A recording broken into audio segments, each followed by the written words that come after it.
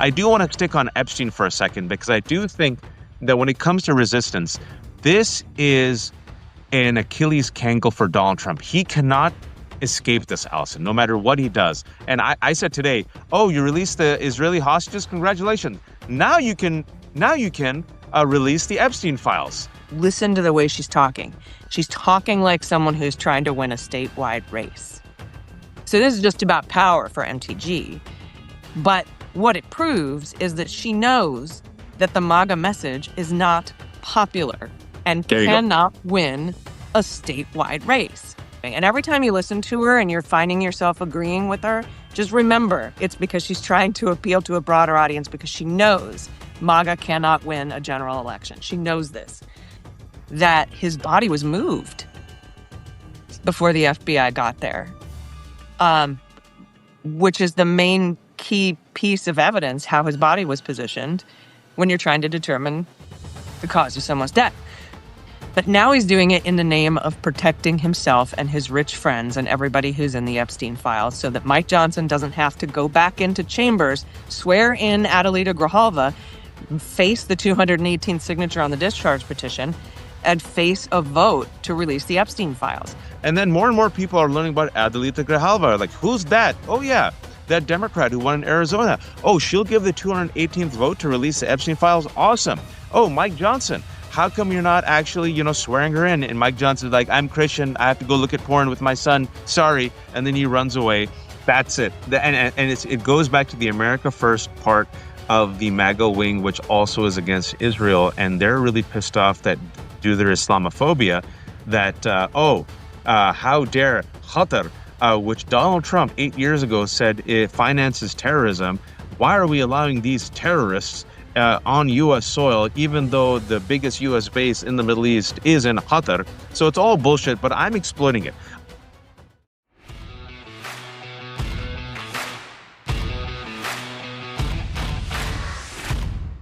Hey everyone, I'm talking to Allison Gill of Daily Beans, Mueller, She Wrote, The Breakdown. You have to subscribe, listen to her. And I was just about to ask Allison, did you see the Wall Street Journal reporting over this weekend? You know, that flaming leftist communist rag run by Muslims, that Wall Street Journal.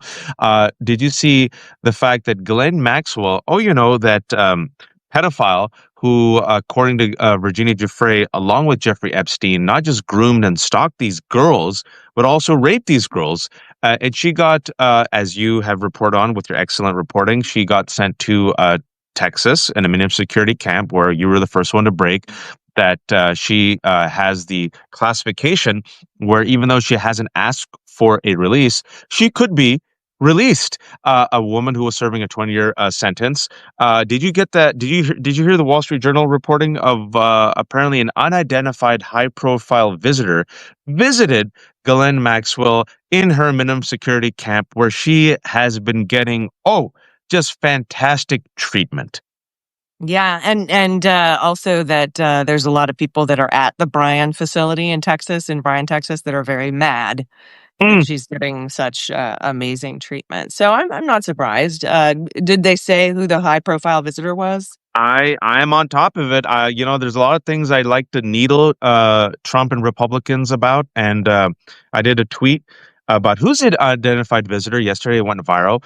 And so I just retweeted that again and said, so by the way, what's the name of the unidentified visitor? And I think there's some of these needles that if you just keep needling, because what we don't do, we meaning the majority, is we don't do follow-ups and we don't stay consistent on message. I'll give it some props to the right wing real quick.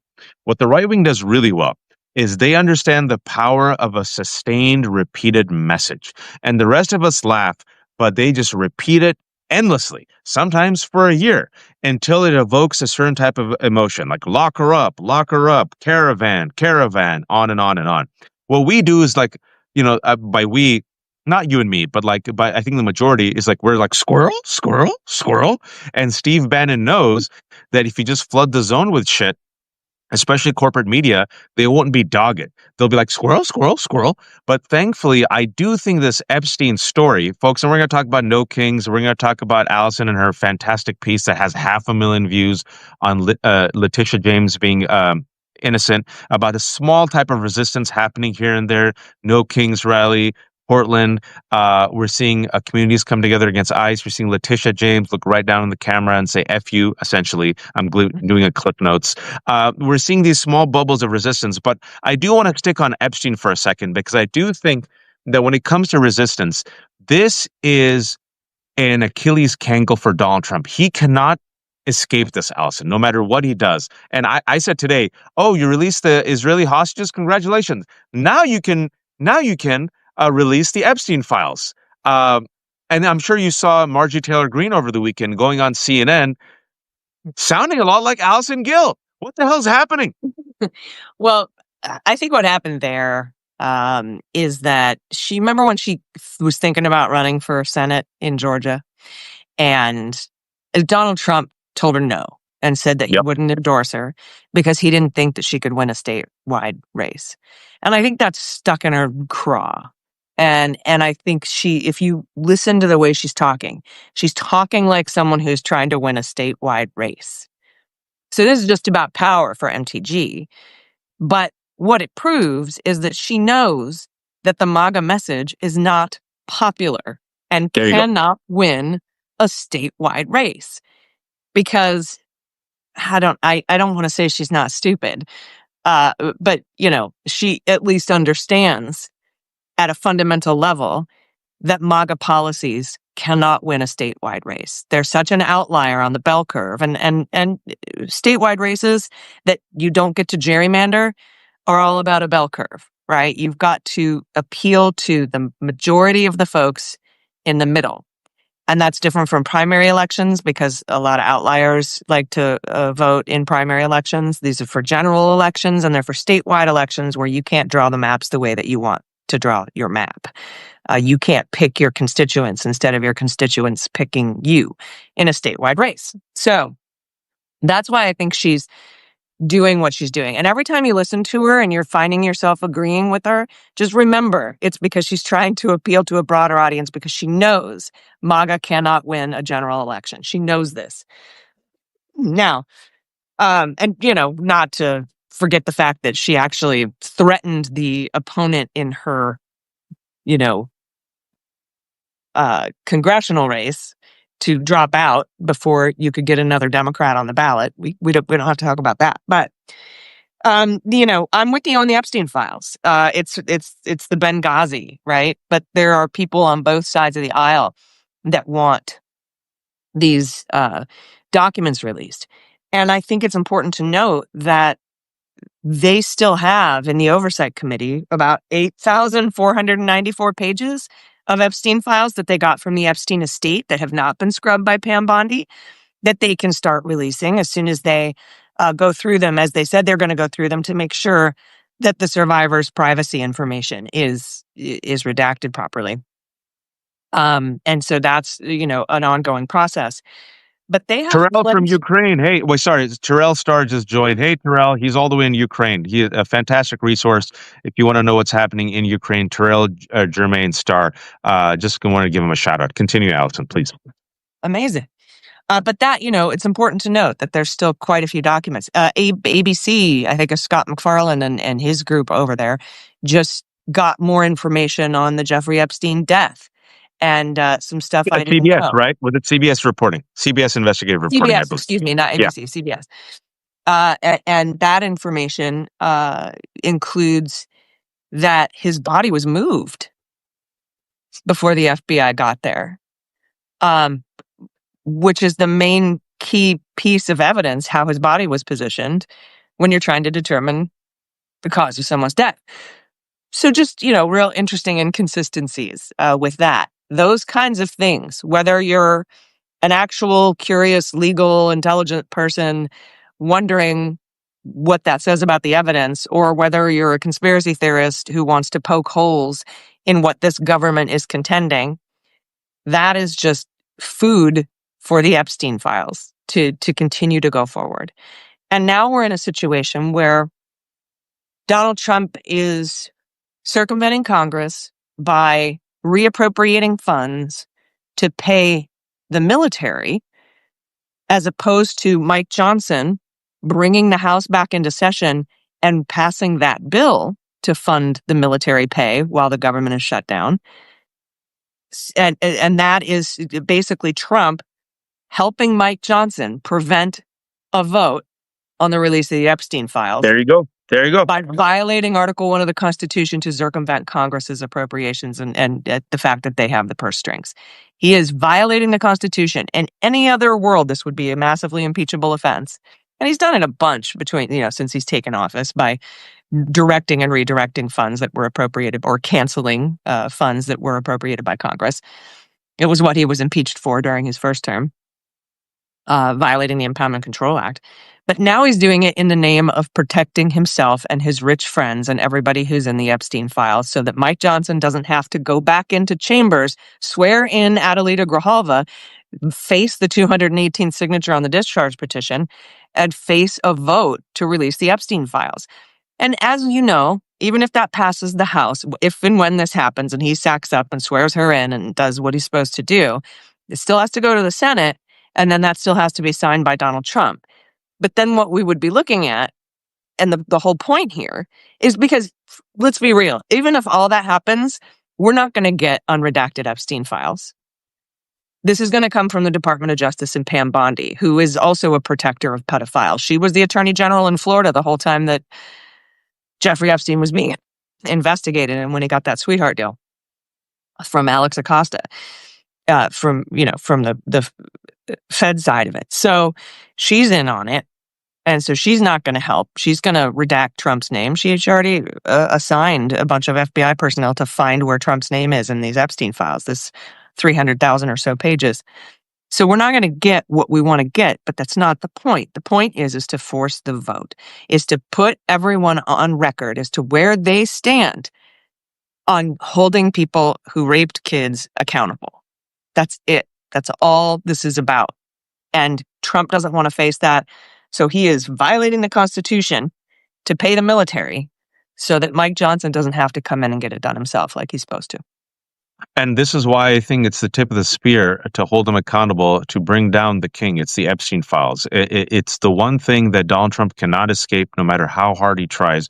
And because he's so all in on it, the more and more you corner him with this, the more and more he retreats like a cornered rat. Case in point, like Allison said, they'd rather shut down the government, which is very unpopular, where Marjorie Taylor Greene went on CNN and blamed Mike Johnson, her own party, as they keep it shut down, as people aren't getting paid. Now more and more people are learning about the fact that Republicans want to increase their healthcare premiums. I'm like, why the F would anyone do that? Oh yeah, because it's a pro-death, cruel party. So that's even more unpopular. And then more and more people are learning about Adelita Grijalva. Like, who's that? Oh yeah, that Democrat who won in Arizona. Oh, she'll give the 218th vote to release the Epstein files. Awesome. Oh, Mike Johnson. How come you're not actually, swearing her in? And Mike Johnson's like, I'm Christian. I have to go look at porn with my son. Sorry. And then he runs away. And then Donald Trump yesterday, and I think it was yesterday, yeah, in a rare moment of honesty, when asked if he's going to go to heaven, I'm sure you saw that, Allison. He's like, yeah, I probably won't go there. Any politician, folks, even if you don't believe in God, you don't say that. You don't say, I'm not going to go to heaven. The fact that Donald Trump said that was one of the most honest moments he's had, probably caught off guard. Maybe he was deluded. Maybe it was the COVID booster that he got that gave him some clarity. But this is where we're at. We're seeing an aging, cankled commander-in-chief further and further cornered. The economy is against him. He's negative double digits on the economy, negative double digits on inflation. He's negative on his one strong suit, immigration. Majority of Americans are against the overreach in Chicago and Portland and LA. Majority of people blame him for the shutdown and the Republicans, and the Epstein files ain't going away. And just to put a pin on it and then talk about how his desperation is actually leading to this overreach, him going with Festivus, because he probably thinks, he goes, I don't have much time left. What I'm going to do is I'm going to go after all the people who went after me, and I'm going to make sure everyone knows that I won the election, that I lost. And that's why, folks, they're getting so pissed off. Just look at it right now on Twitter.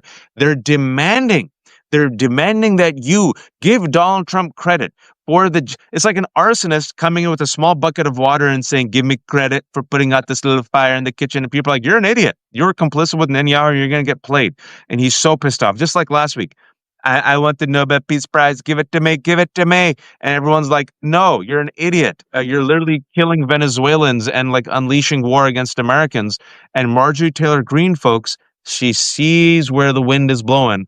I'm going to tell you what I told Danielle. Take her seriously. If you want to know where MAGA's going, look at Tucker Carlson, Candace Owens, and Marjorie Taylor Greene. And I think, in addition to the Senate, Allison, I think she's throwing her hat in the ring to take over MAGA after Donald Trump falls, because I think she knows that JD Vance ain't it. He ain't it.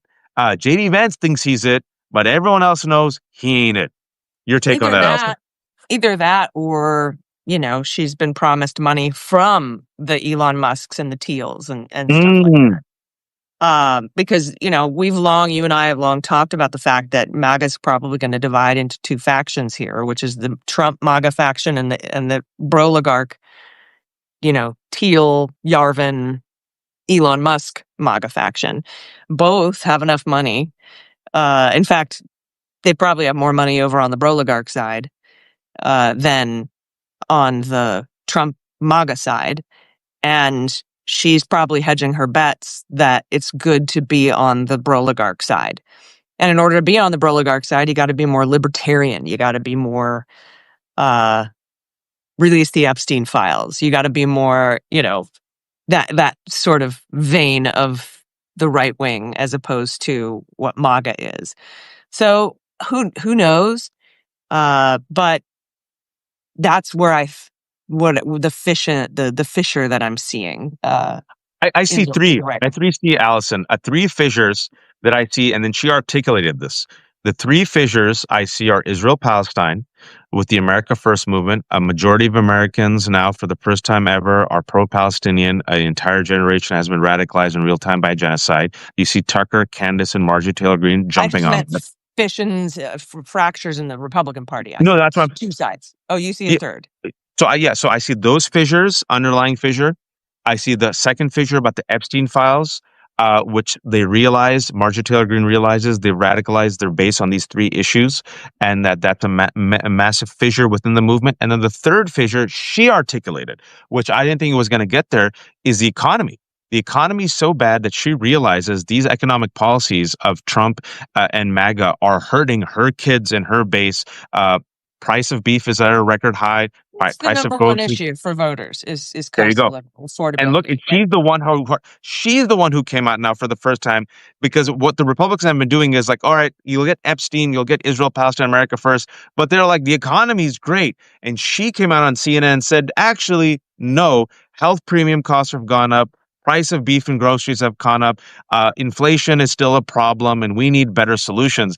I see these three massive fissures that the rest of us can exploit, especially if we want to topple Donald Trump's authoritarian ambitions.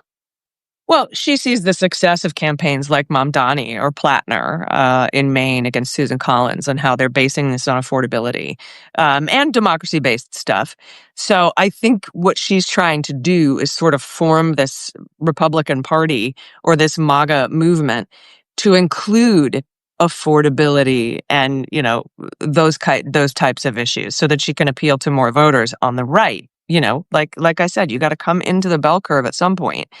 And if you want to win general elections and statewide elections. So, and I think this reminds me of when I was 17 years old, Waj, and my evil, horrible stepdad told me that I was a loser and that I could never get A's because I was stupid. So the next semester I went and I got straight A's. And I said, here. And then went back to ditching school and got my C average. So that's what I feel like Marjorie Taylor Greene is doing, is because Trump said you can't win a statewide race, and she's going, and she's going to the center, and she's talking about things people care about. So what we have to kind of anticipate what a right wing affordability candidate looks like versus what a populist candidate versus what a left-wing populist candidate is. She's trying to thread that needle. She's trying to be both a Republican and a populist, and to avoid being a fascist when you're those things, because you're just using the populist tag as a way to go after communists. is going to be interesting to watch. And that's why everyone's like, what? She's talking about affordability. She's talking about healthcare. That doesn't make any sense for a Republican to be talking about. Those are Democrat talking points. Those are left-wing, progressive, whatever talking points, however you want to define it. She's not like Medicare for all or, nationalized health care or anything. So it'll be an interesting exercise in threading the needle to espouse actual populist class war, progressive ideologies and somehow merge the popularity of that message with being a Republican. It's going to be interesting to watch. And I think there's actually a fourth fissure here, and that's the Qatari base in Idaho. Oh yeah, The right wing is very pissed about this, and led by some of the louder squawkers over on the right, and that's just rooted in hatred of Arabs. That is a long-standing feature of the Republican Party, and so they're very, very mad about that. But then and because Qatar can, supports Hamas and they're pro-Israel, and that whole thing. Even though they're really working together, I think with Netanyahu, but we can go there a different day. But that I think is where they're coming in on that issue too. Everyone can look at a Qatar base using our U.S. military bases in Idaho and say that's fucking stupid. It's why you think that's stupid that makes the difference. That's it. And it goes back to the America First part of the MAGA wing, which also is against Israel, and they're really pissed off that due to their Islamophobia, that how dare Qatar, which Donald Trump 8 years ago said it finances terrorism. Why are we allowing these terrorists on U.S. soil, even though the biggest U.S. base in the Middle East is in Qatar? So it's all bullshit, but I'm exploiting it. I'm running with this just to exploit the fissures. I'm like, I thought your king and daddy said he'd be America first, but it seems that for $400 million, if you just buy your daddy a jet, he'll allow Qatar to train Qatari pilots alongside American pilots with the facility in Idaho, and they're pissed off. And then furthermore, it puts the microscope on the quid pro quo corruption of Donald Trump. Oh, if you give him a $400 million jet, he'll betray the America First agenda. Oh, if you give him a real estate deal in Gaza, he'll betray the America First agenda. Oh, if you just give him a $5.5 billion resort in Qatar, he'll betray the America First agenda, and that's why they're pissed. So I have cynically, and I would say strategically, exploited this over the weekend, Allison, just throwing darts right there in Twitter. Just throwing darts at them. You can do it adversarially, or you can do it like talk to my Uncle Frank and be like, can we at least agree that we shouldn't have a Qatari base in Idaho? Like, we shouldn't let these billionaire crown prince. Can we at least agree on that? Let's not talk about why. Yeah, no need to. That's why I haven't gotten in there. And you know what? Can I just say this as a Muslim, as a brown man who's been in the game for a long time? Oh, I have taken so much joy. I talked to Mehdi about this and a few others. If you're brown, if you're Muslim, it doesn't matter. For the past 24 years, this country, some on the left, overwhelmingly on the right, have said that if you're brown skin, a commentator, a writer, you are what? Hamas, Hezbollah, a terrorist. If you work for Al Jazeera America, I did for a year and a half, Qatar, terrorism. Who said that if you work for Qatar, or if you're even in any way, shape, or form, like associated with them, unlike Pam Bondi, I wasn't paid six figures, or like Kash Patel, but that's just me. They say, what? You're terrorist, Hamas. So now, the same guy who said the rest of us were terrorists for simply being brown and Muslim and speaking out is taking a $400 million jet from Qatar and building a $5.5 billion resort and allowing these same Qataris in Idaho. Allison, just allow me a moment to just enjoy it, because they're stuck. They're getting stuck. A cornered rat. He's getting more and more and more cornered because he can't help but be corrupt. Allison, he can't help but be vulgar. He can't help but be, a friggin' alleged raper of girls. And the Epstein Files reveals all of it. The money trail reveals all of it. And as such, as he's getting more and more cornered, what we're witnessing, in my opinion, I think you agree with this, is a weak, desperate regime overreaching and going after Letitia James, going after James Comey. He's going to go after Adam Schiff. He's going to go after James Bolton. Lev said he's going to go after Christopher Wray. And as he's dying, the one thing that bothers him the most, and a report came out today, is he wants revenge against the people who denied him victory, apparently. The people who have, in the history books, made him the most impeached president. The people who said that he's a violent insurrectionist. So he's all about the story and controlling the story, but I don't think he can control the story. And in his Mad King overreach, he's going after all the people who have held him liable. Talk to us about how his overreach against Letitia James Comey, I believe, will be unsuccessful and will backfire. It will. I mean, he got what he wanted out of it, an indictment. That's all he cares about. He doesn't care about convictions or trials or anything like that. I think his overreach that you and I have talked about on several occasions, that is going to be the big problem, is his overreach on tariffs, his overreach on mass deportations. I have seen with my own eyes people, young people, white people, pouring out of apartment buildings at ICE raids with slapdash handmade last second signs and wooden spoons and pots, and with their cameras in their hands and filming what's going on in the streets where ICE has been deployed. And ICE violating court orders on camera by arresting journalists who haven't been suspected of committing a crime.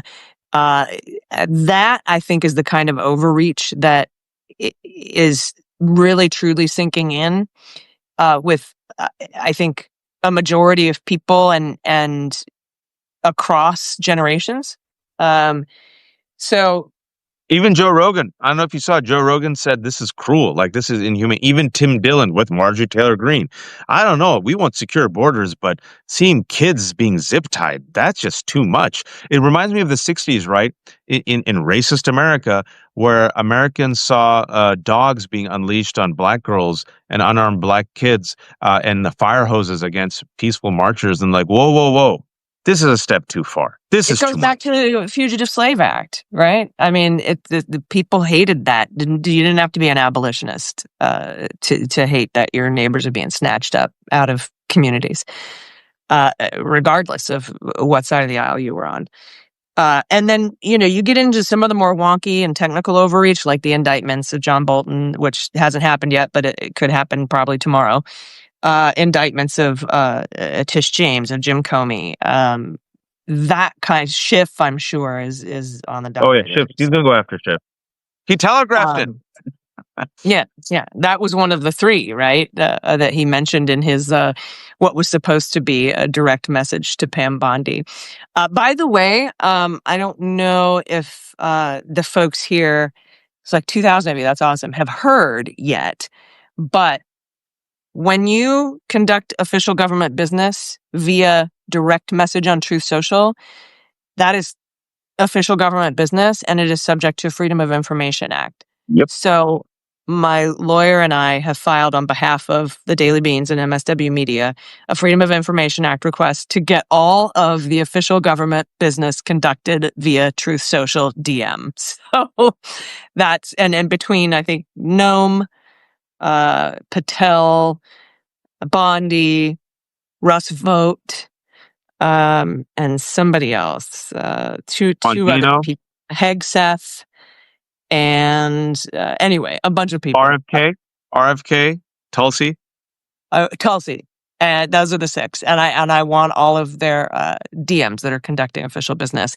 And the argument that the reason I'm doing this is because the argument that I want to make is that your DMs on Twitter, on Truth Social, on Blue Sky are subject to FOIA if you're conducting official government business. On Signal? Telling your attorney general to hurry up and indict people, that's official government business. It shouldn't be. But I Yeah, want to for those wrest who that free. first of all, thank you for doing this. And for those who don't know what Allison's talking about, if it's a little too inside baseball, because I know there's a lot, Donald Trump accidentally butt posted what was supposed to be a private message to his Luca Brasi, Attorney General Pam Bondi, giving her the hit list, the Kill Bill list. And lo and behold, one after another, she's gone after Comey, she's gone after Letitia James, and the other person on that list is Adam Shifty Schiff. Furthermore, Donald Trump, one of the blessings that we have is because he can't shut the F up because he's an impulsive vulgarian. He shares, sometimes inadvertently, the supervillain plot. And so before Brendan Carr, his other FCC reek, went on a podcast that went after Jimmy Kimmel, 5 weeks before that, he had already telegraphed that he was going to go after Jimmy Kimmel, and then he telegraphed that he was going to go after Seth Meyers and Jimmy Fallon. So that these are some of the rays of hope that descend from the heavens for us, is that we are our democracy is being destroyed by some of the most incompetent, reckless, self-destructive people ever, who are gluttons of cruelty and their own appetites. And sometimes they don't understand how to use technology, and they have people like Pete Hegseth, who literally, and I mean literally, just shares everything on Signalgate. So in addition to tweets and two social posts, you also got a whole bunch of Signal messages that, you know what, Allison, I won't even be surprised. You can delete those messages. They probably didn't even delete them. Yeah. And so it's important for me. I like corn. No, okay. It's important for me that we continue to point out that there is proof that shows Jim Comey is innocent. There's proof that shows Tish James is innocent. And in fact, on my show, The Breakdown, which airs on Midas Touch, it aired yesterday. If you want to go watch it, it's free to watch. That lays out the proof that shows that it exonerates Tish James. And same with Jim Comey. And so on one side, I say Trump doesn't care because he doesn't care if he wins in court. He wanted to do the indictment and put these people through the expense of hiring a lawyer and filing motions and, having to do this, having to take time out of their lives to do this and money. So he doesn't care. But on the other hand, it's important that we point out the exonerations and the BS and the lies, because that is political fodder. That adds to the pile of them just being completely full of shit. Every time we see what Tricia McLaughlin, DHS spokeswoman, come out and lie about an incident, and say, "Oh no, that lady rammed our ICE SUV." Instead of what really happened, which is they rammed her and then called her a bitch and then shot her 3 times after firing 5 shots. Or when they lie and say she wielded a semi-automatic weapon when she did not, when the video shows that she did not. Or when they lie and say that journalist that was tackled with her pants half down in Chicago at Lincoln Square, that she was throwing objects at ICE. A producer for WGN Chicago was throwing objects at Unarmed, ICE. middle-aged woman. Mm-hmm. Debbie Brockman.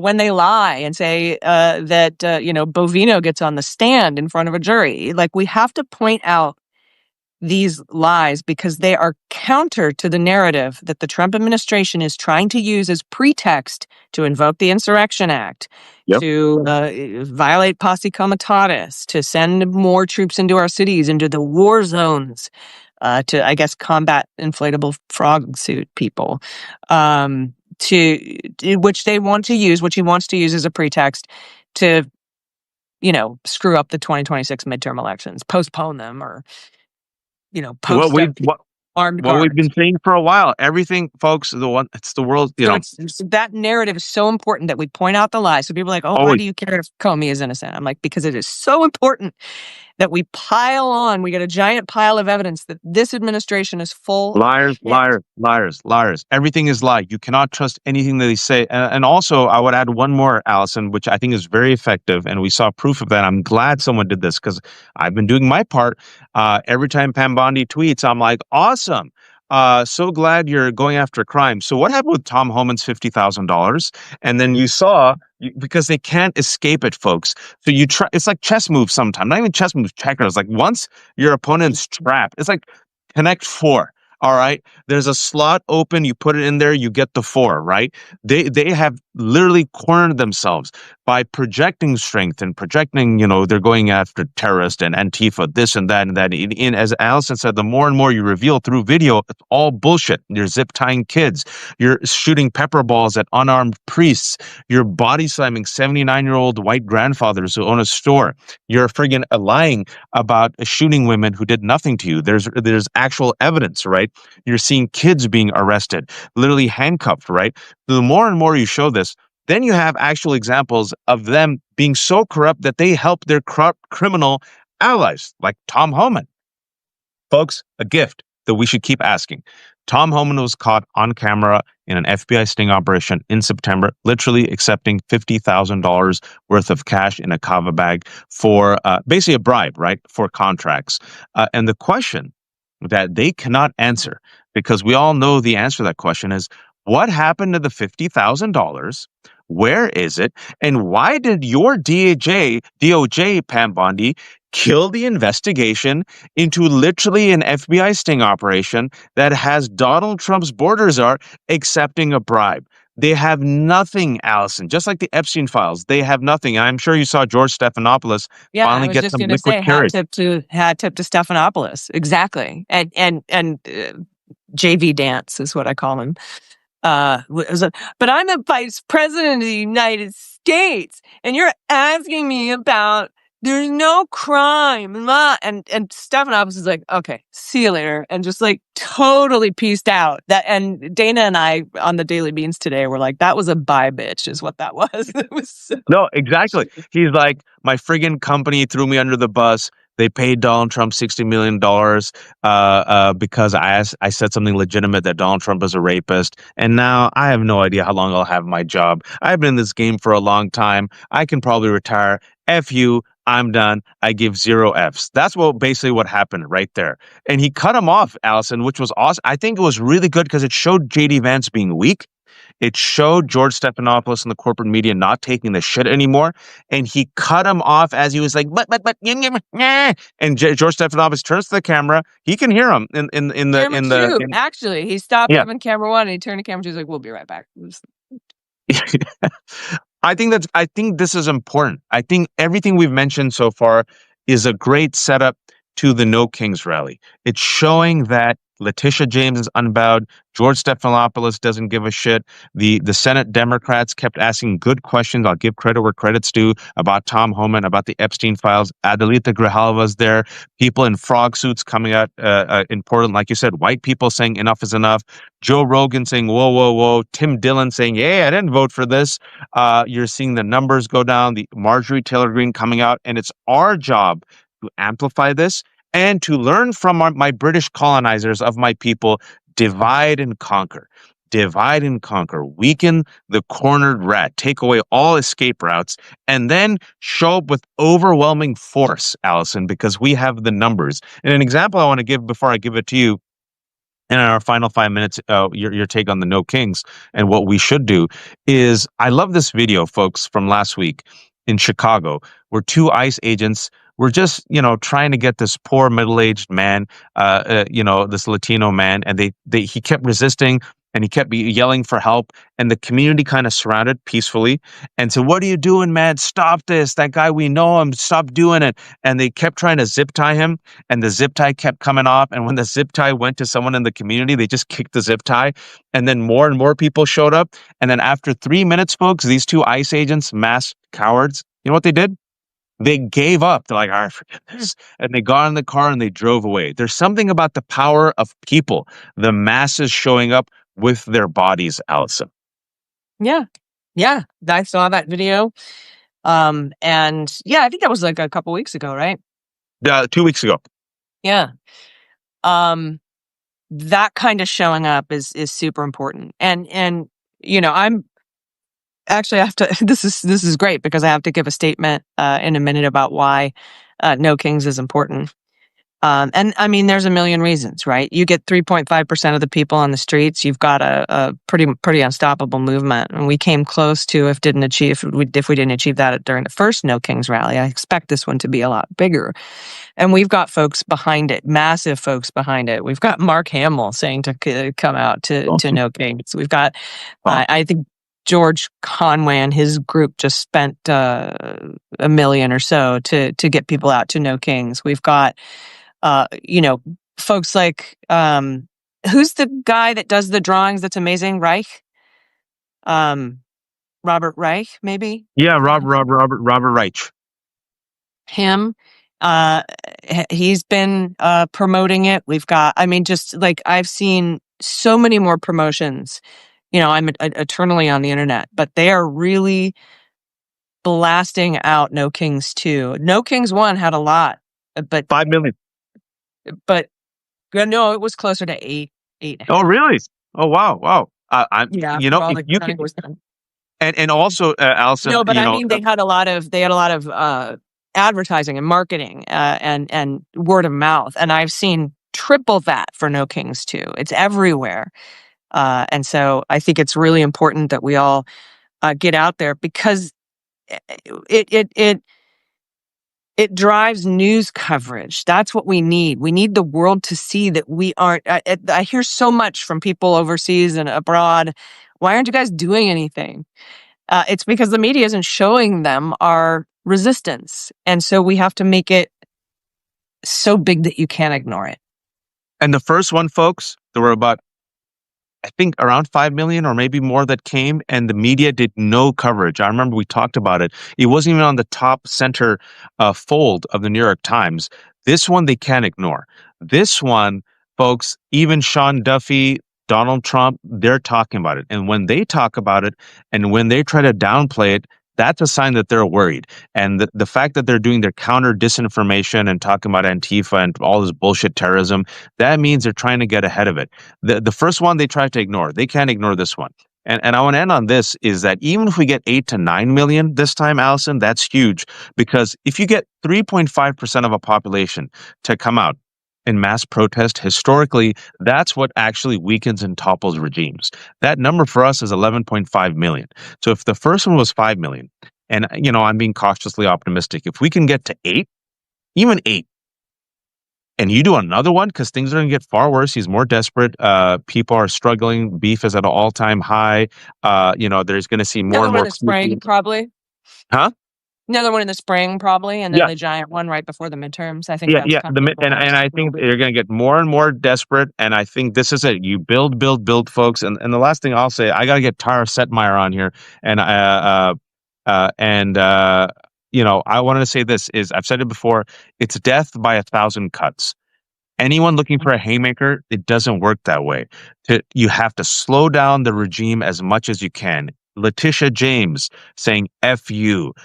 George Stephanopoulos publicly just saying, yeah, peace out, JD Vance. I don't give a shit. A kid in a frog costume. A Grand Tifa. My FOIA request. It's like, slow them down. I said it before. It's like hoarders. The whole entire house is overwhelming. You can't tackle it all at once when you look at the whole thing. So just pick a corner and start cleaning. Pick a corner. Everyone just pick a corner. Do one thing. Do one thing to slow it down, right? Slow down the regime. One crack, one lance. That's all it takes. And No Kings is a way you can do that. No Kings. You come out with your bodies. You overwhelm them. And folks, they are pissed off. Look at last week. They demanded that the world give Donald Trump a Nobel Peace Prize. And the world's like, no. Today, they're demanding Donald Trump, give him credit for the peace deal, even though he was complicit in a genocide, and everyone knows Netanyahu's going to screw him like tomorrow. And the world's like, no.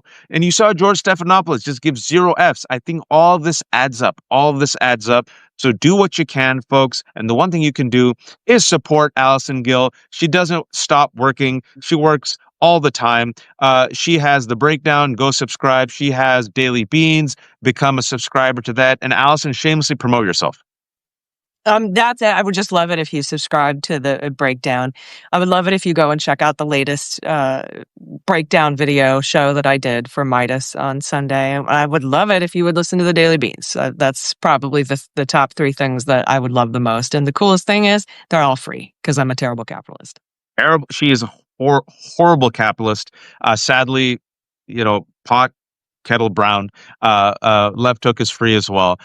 Give money if you can first to Allison. If you have a few dollars, I have a whole bunch of kids and their friends, and I have to go to Costco and buy like friggin' chocolate chips and cookies and like the Give pirate me some Otter booty Pops while you're there. fruit crisps, and I have like all this stuff. I have a box of stuff because the neighborhood kids always come here and eat. So, help me buy one of those boxes of food for the kids at Costco. If not, that's fine. Folks, this has been The Left Hook. There are 2,500 people watching us. Fantastic. This will be up on my Substack and Allison's Substack later on today. Free. No paywalls with transcripts. Share it.